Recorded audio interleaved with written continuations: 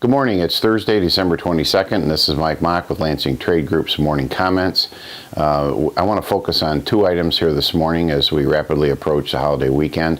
The first thing is in soybeans. We know that many of you did some work last week, and now we've backed off, and we've had some questions about folks or comments of, well, I wish I would have done a little more, and I want to address that here. Let's assume when we were doing the min-max averaging, that was done when the futures were about 10.25. Let's just assume that for a minute that rather than use the min-max approach, you just did an HJ or a flat price contract using 10.25 futures. Well, now at 9.95, where November beans are resting this morning, I wish I'd have done more as a typical comment. What we would suggest is focus on getting the coverage to the level that you want. For example, if you did 10% at 10.25, wish you'd have done 20%, we would encourage you to do the additional 10 right here at 9.95 with the thought process that your average is still a solid $10.10.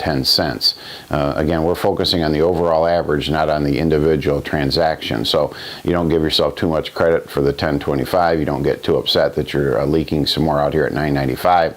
What you are focusing on is I'm getting that 20% or 30%, whatever the number is, at an average of 10.10. We think that's a good approach. So again, it's kind of a catch-up sale as the market goes down. We're working on those averages.